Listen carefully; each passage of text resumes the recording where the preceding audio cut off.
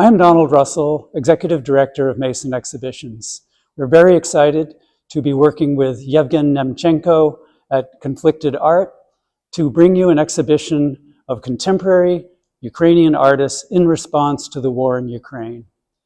This gives us a unique opportunity to see exactly what's happening on the ground with these artists, to see their reflections and their images of hope and progress in the future. Mason Exhibitions is dedicated to doing this kind of work where we bridge between contemporary society and the voices and thoughts of artists as reflected through their art.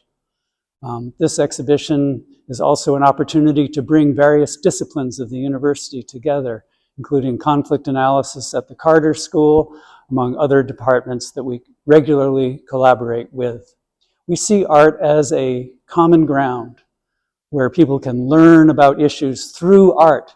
Art is a special way of communicating ideas, and we want to further that as a practice of contemporary art. My name is Yevgen Nemchenko, and I am a founder of Conflicted Art and the curator of this exhibit here, co-curator with George Mason University and Sophie Bay. And I'm truly honored to be here at my alma mater, and it was a really enjoyable and learning process for me. Thank you very much. These set of drawings here in just a simple red pen, but they're very telling. These kind of represents the first couple of months of the war, really first few weeks, and those are the most dramatic events. But here, those first horrible weeks where you can see the child, for example, that the child is not given a choice of childhood, because now she rather, spending her childhood on a suitcases in like a refugee camp or on a railway station because she's moving somewhere. And the same picture next to it with an old man holding also a child is that this has been kind of drawn from the real picture where an old man is just comforting a child in the refugee center in one of the cities in Ukraine. The one above it is a girl that is sitting on a bed, and she's asking herself, she's kind of saying, I'm alive, but really it's like, I'm alive, but for what? Because it's a real young girl.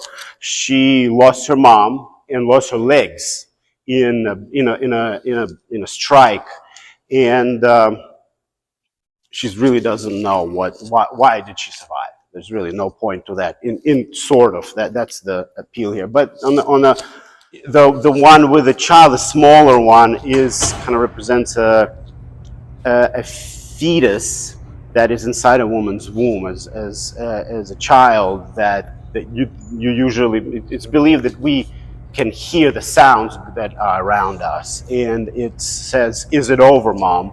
Meaning like a siren or an attack or something like this, and the child in a womb is hunkered down. Set of pieces here are also very kind of telling and emotional. This older woman, the first one is, it's a real woman. She is, the piece is called Katrina's Second War. So when she was about 12, I believe it was about 12, the artist told me, she was living in that same village in Ukraine when the Germans came. So she was serving when they took over Ukraine, and Germans occupied Ukraine for a few years, and she was kind of serving them and cleaning after them and cooking for them. It's quite normal in a war, unfortunately, for the occupational forces to sort of take over and not force, it just kind of happens where locals sort of serve the occupational forces. And that's happened 76 years ago, and now the same thing happened, but when Russians came and took over her village. So there was an interview with her, and she said, I don't believe that this is happening to me again. Well, I'm 90-something, and I'm doing the same, but to the Russian soldiers. I'm serving them, I'm cleaning them, I'm washing their their shirts and stuff. The piece with the kiss, kind of people kissing, is it's also about a choice. Is that men are not in Ukraine are not given a choice to leave because of the draft. They can't leave. They can be called to war. They can be called to the front lines. Another piece next to it is people looking at the phones, and it's a really bizarre situation when the sirens go off and the air raid happens. There's apps and there's message groups on the phone where you can just look at the path of the rockets as they come. So the next over is just, there's no safe place here. Is your house is kind of your potential coffin too, because you can't leave it, because you got to live somewhere. But it's very dangerous there, because if the rocket hits, you can be buried under debris, or whatever can happen to you. The piece that right there, this is an actual piece of a Russian helicopter that was shut down within the first, it's also about the first month or two of the war. I don't remember if it's March. And it's a piece of the, it's an actual piece of it. And there is an actual video of a report where you can see the crash, and it's quite gruesome. This piece here is a Ukrainian kind of a pisanka, which is an Easter egg. There's a whole culture in Ukraine of Easter egg painting that goes few hundred years. Some people say, oh, it's 1,000 years old. The earliest pisanka, that's how they called, or that was the actual that can be called pisanka, was found about in 1500s. And this artist sort of modern rendition of it. It's not certain style, because each Ukrainian region has a style that they paint those eggs in. This is his own kind of interpretation of a style. But also what is interesting is that he took it and kind of turned it in something that was deemed to be as a protection, because ultimately it's like a talisman, and the egg is like something that to protect your home. That would be the traditional meaning of it.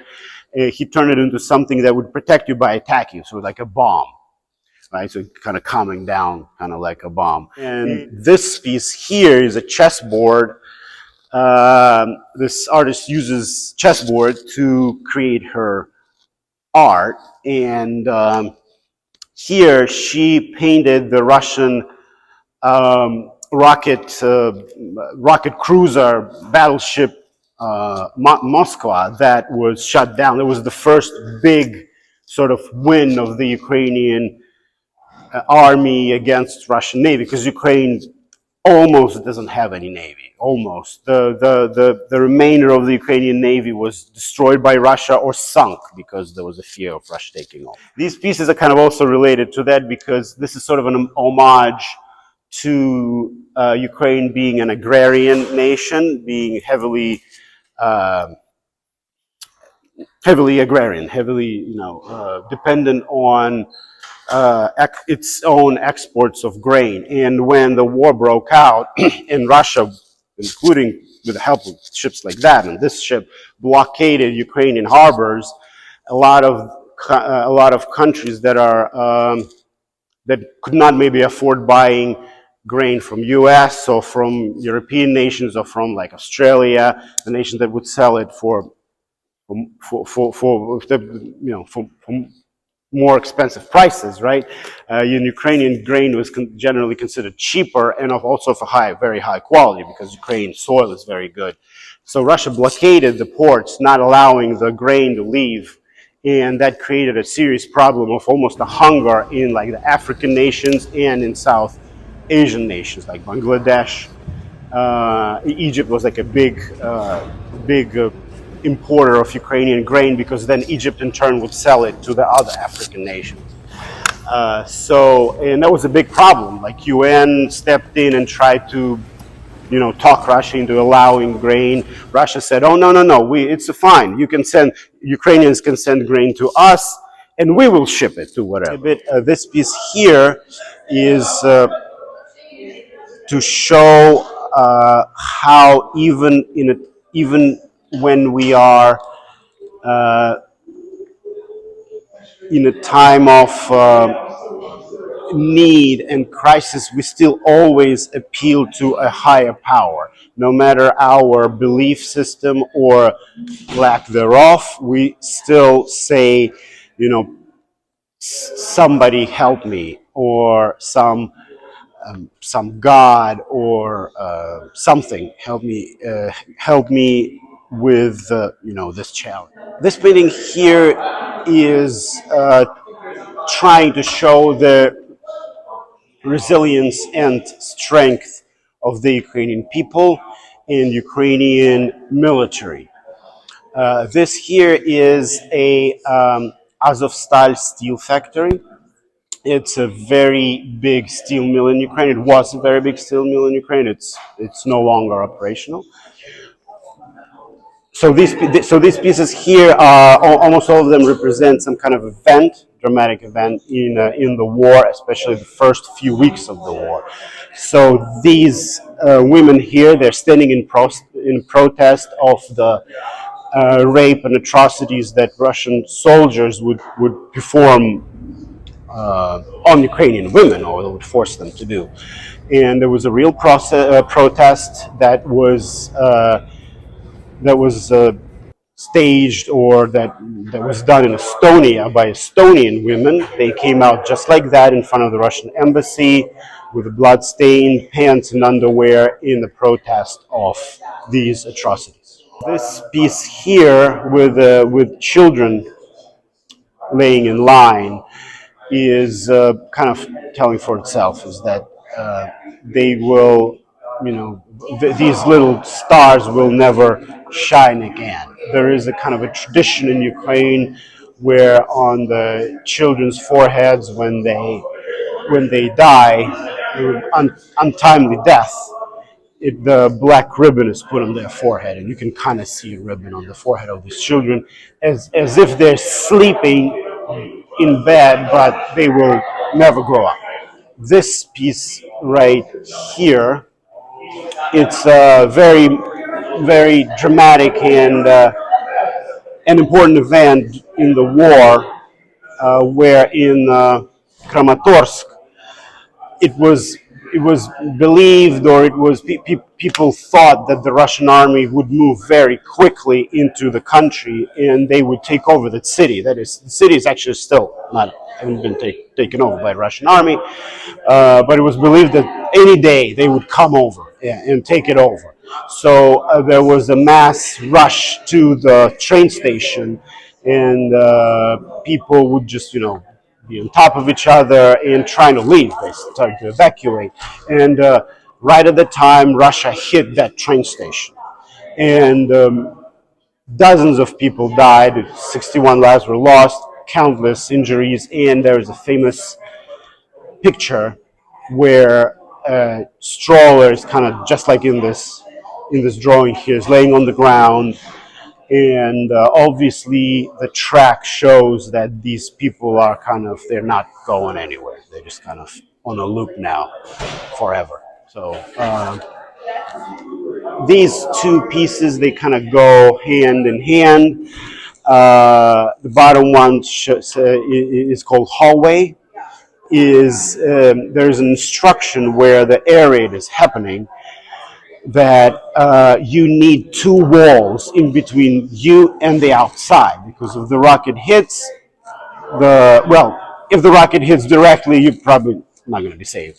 But if the rocket hits close by, or a near section of the house that you're in, the outer wall might collapse, but the second wall will actually protect you from debris and everything else. So that's why it's called hallway, that because people would actually have places set up, and you can look it up online. It's these pictures of the sleeping areas with extra light, like a flashlight, with sleeping bag, books. So just when the air raid happens, they can just go there and sleep, and it's a hallway because there's the two wall thing. And top piece here is almost safety, or as if safety. It kind of shows that for her, two-wall rule did not work because she's obviously she's not alive. The tortured and murdered drawing is about also one of the most dramatic events in the war's Bucha massacre, where Russians would just, would just massacre half of the town. Men suffered the most because they were seen as a potential threat. They would just bound their hands behind their back and just shoot them execution style. And when Ukrainian army took over, kind of, liberated this city. It's actually a relatively small town, a really well-off area, similar probably to Fairfax, maybe. Private homes, and when the Ukrainian army, recaptured the city, liberated it, there was, strewn of dead bodies along the side of the streets. The one with the cattle is, it shows the kind of the, the barbarism and senselessness of the war and of the attacker, because it's widely known that Russian soldiers would just shoot cattle for fun. The cattle just stays and it dies of hunger, or many times it's just being shot, and you can see the calf is still alive, maybe looking for his mom, and is dead. This painting here is called Waiting for Occupant, and it is an homage and a rethinking of very, very famous painting by one of the most prominent Impressionists, Georges Seurat. And it's called Bathers et Anciers. And in the original piece, it's a very serene and calm situation where people are just kind of bathing, having fun on the bank of the river. And I think it's by Paris somewhere, also like a suburb of Paris. And it's very similar to what it is, except the painter here, Roman Bonchuk, he gave those people purpose. He gave them weapons, and now they're sitting, instead of just chilling, they're sitting and waiting ready to meet the occupants and to repel them. This painting or drawing is kind of poking fun at the absurdity and sad stupidity of the Russian establishment and Russian government.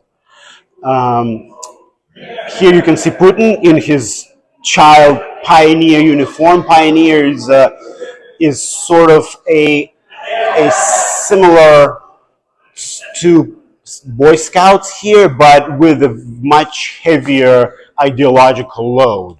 It was like a Soviet Boy Scouts. They don't exist anymore.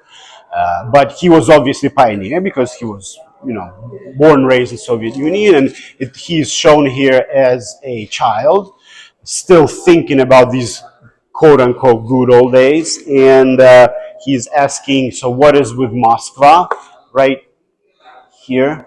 What is with Moskva, meaning the ship, and it says everything is fine, it sank. And a few years ago, Putin gave an interview, and there was a very famous, for Russia, it was a very dramatic event where a submarine, Kursk, sank to the bottom of the sea, and everybody died in it. And when asked by the journalist what happened to Kursk, he responded, everything went according to plan, she sank. Also, it is showing the strange claims that the Russian government did. The goose that is tucking on Putin's shorts it's a real piece of news, where in the Russian news it was printed that Ukraine, with NATO, of course with NATO, they're training battle geese and infecting them with a disease they will send them to Russia, and they will infect the Russian people. The real piece of news. You can look it up online. So this is this piece is more general rather than specific, rather than like other pieces are specific here, and it shows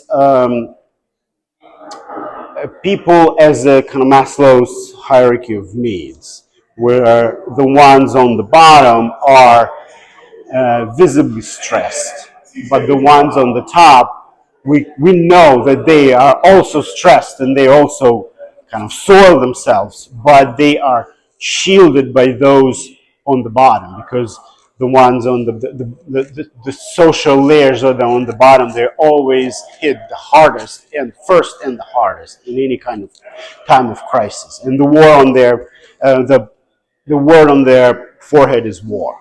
So obviously it's, shows that. That's an unusual work here. And by the way, this is the artist that went to war. The one that I was talking about, the one that he was drafted, now he's in training, and maybe now, I talked to him about a month ago, and maybe now he's actually in war. I don't know. Gotta ask him. And so this piece here shows Ukraine kind of and as the playground for two major forces, and it's called a love triangle. This word says love, and obviously triangle. And this is Ukrainian money, hryvnia, American money, dollar, and Russian money, ruble. So it kind of puts Ukraine as sort of a bargaining chip or a tool in the global political, war and struggle.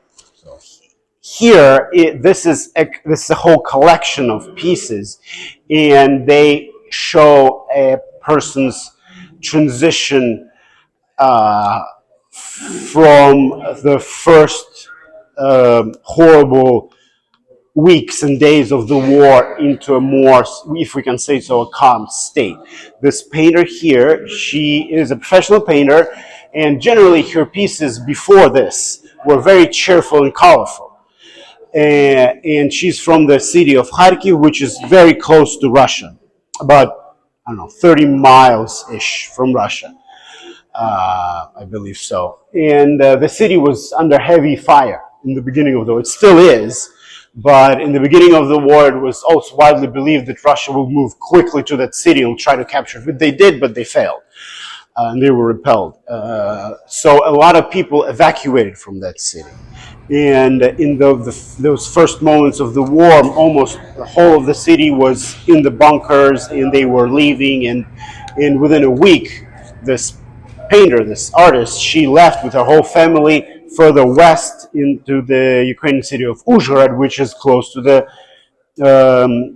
I think, Slovakian border. So very close to it, also about 30 miles. But on the other side of the country.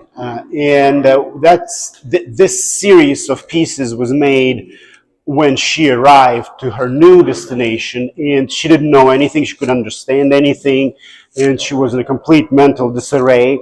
So you can kind of see the progression that in these pieces, where from a very messy right here, number one and number two, where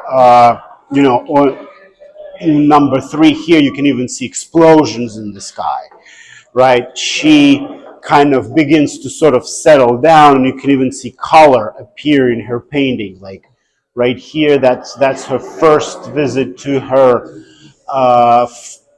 to her new friend's apartment, and she's looking out from their balcony. You can see some color.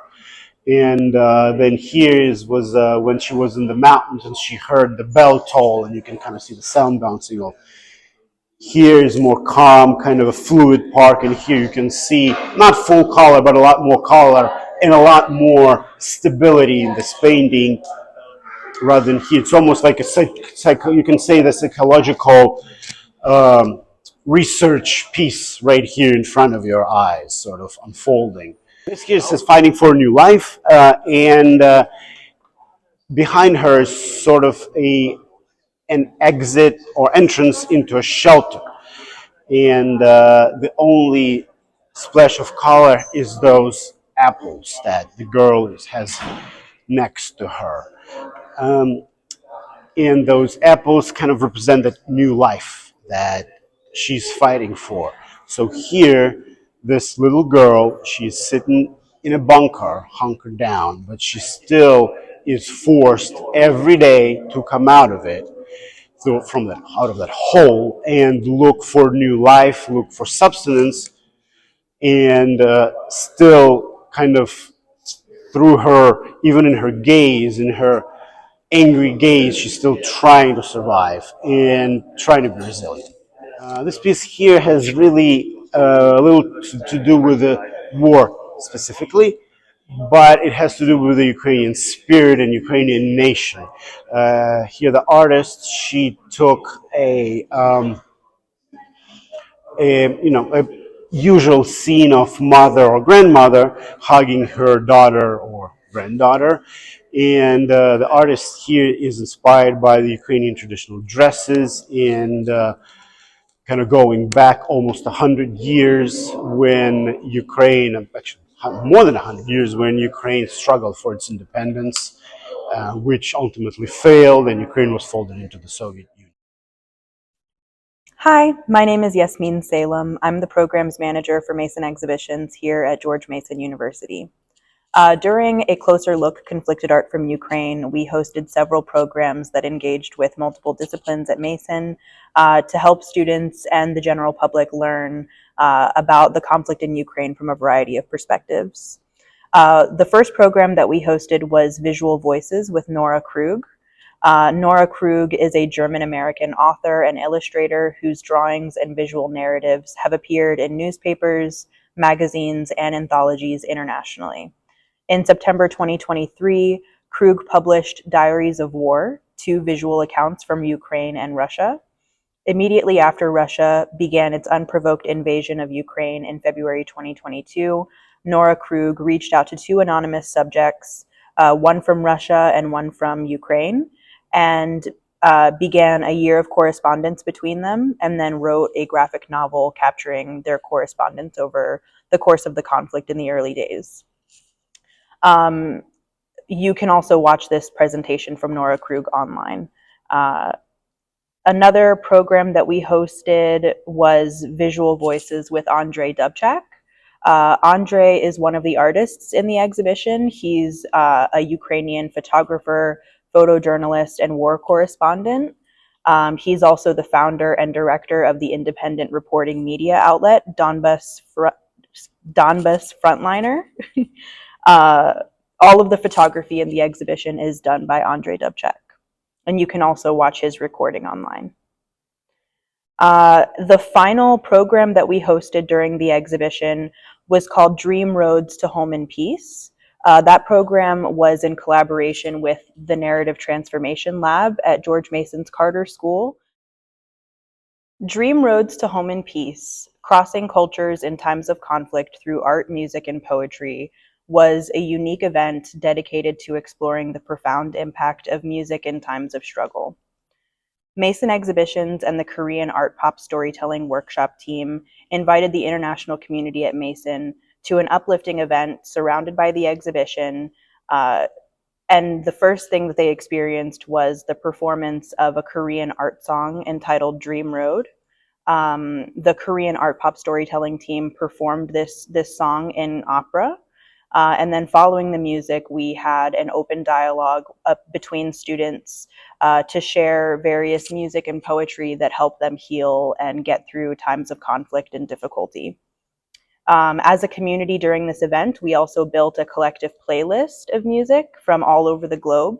That playlist is called Dream Roads to Home in Peace, and it's open for anybody to add to. So we hope that this will continue to grow and capture the music and poetry that the community uses to get through times of conflict.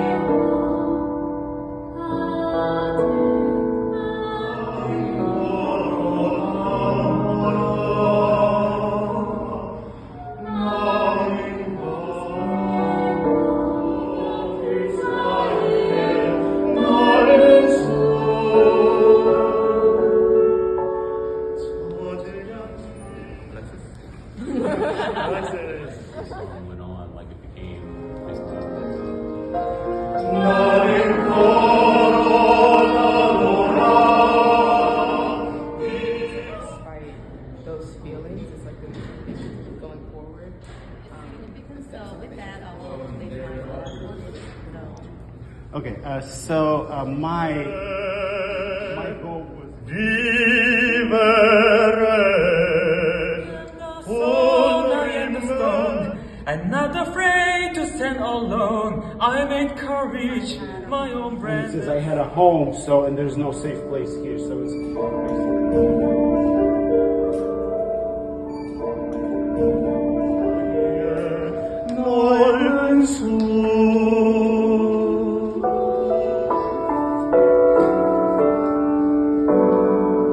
Living through a conflict is something that nobody can really describe or help anybody understand unless they've gone through it personally.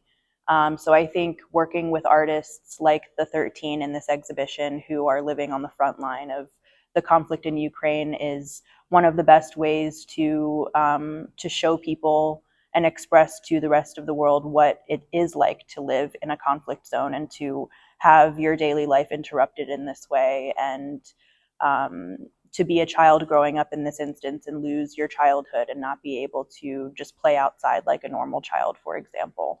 That's something that you can talk about and try to explain to somebody, but sometimes art is a more effective way to really hit someone in an emotional way and help them to understand in a deeper way.